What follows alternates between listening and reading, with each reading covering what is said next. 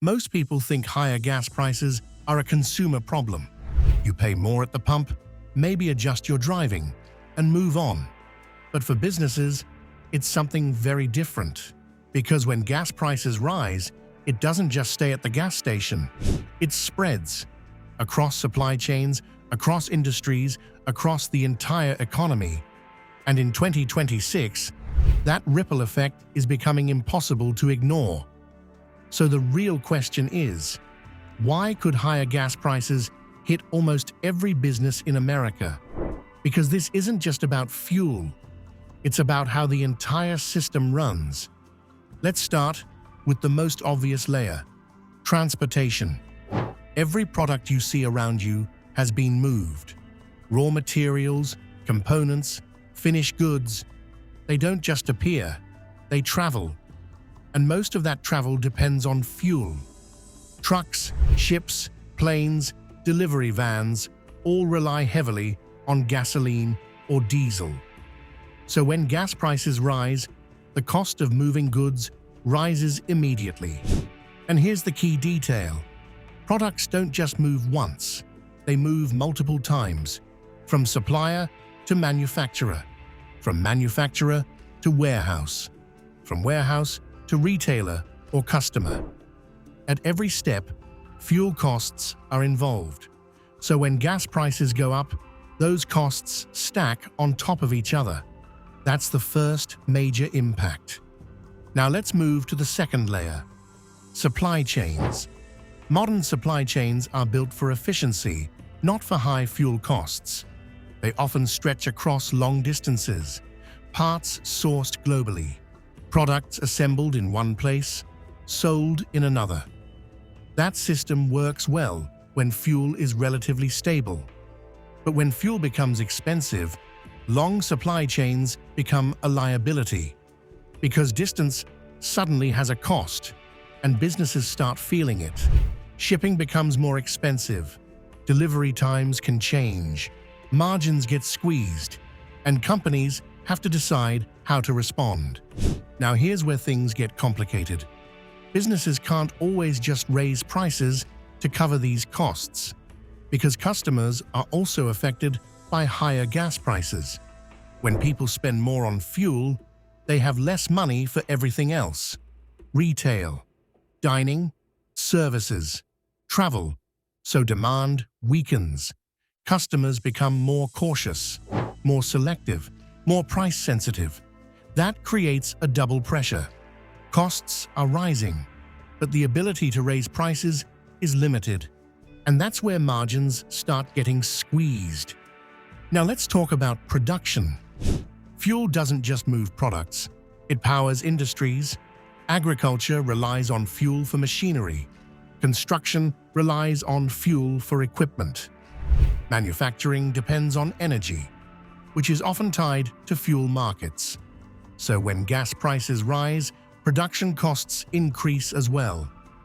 Even businesses that don't think of themselves as fuel-dependent are affected, because fuel is embedded in the system.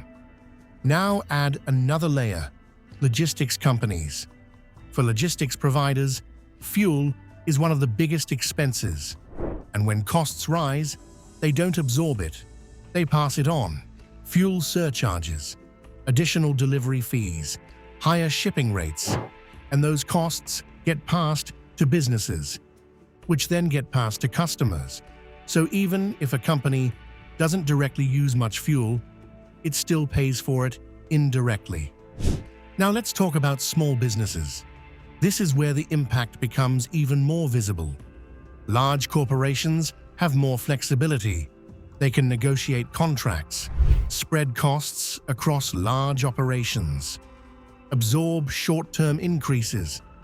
Small businesses don't have that advantage. They operate on tighter margins.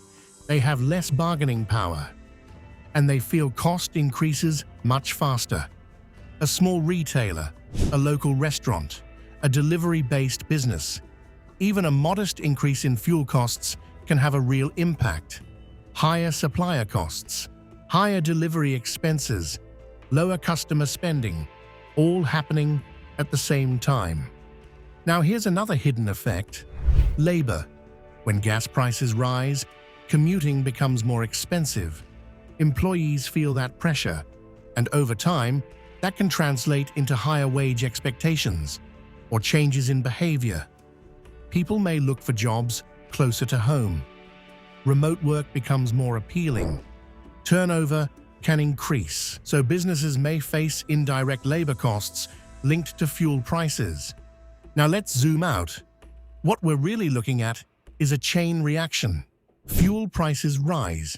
Transportation costs increase. Supply chain costs expand. Production costs go up. Logistics fees rise. Consumers spend less. Businesses struggle to pass on costs. Margins get squeezed. And all of this happens step by step across the entire economy. That's why gas prices are so important. They sit at the base of the system. When they move, everything else adjusts. Now here's the key point. The impact is not always immediate. At first, businesses try to absorb the cost. They adjust internally. They delay price increases. But over time, the pressure builds. And eventually, it shows up in higher prices, in reduced services, in tighter margins, in slower growth. Now let's talk about how businesses respond, because they don't just sit back and absorb the impact, they adapt. First, they focus on efficiency, optimizing delivery routes, reducing unnecessary transportation, investing in fuel-efficient systems, because every cost saved matters more. Second, they rethink supply chains, sourcing closer to home, reducing distance, building more regional networks, because shorter supply chains mean less exposure to fuel costs. Third, they adjust pricing strategies, sometimes raising prices, sometimes adding surcharges, sometimes offering smaller portions or packages, all ways to manage rising costs without losing customers. Now think about the long-term impact. If fuel prices remain high or volatile, businesses may permanently change how they operate. More local production, more efficient logistics, more investment in alternative energy. Because reducing dependence on fuel becomes a strategic advantage. Now here's the bigger takeaway. Higher gas prices are not just a temporary inconvenience. They're a systemic force. They affect how goods are made, moved, priced, and sold. They influence consumer behavior. They shape business strategy. And because fuel is so deeply embedded in the economy, almost no business is untouched. So when gas prices rise, it's not just a story about drivers. It's a story about the entire business landscape. And that's why this matters.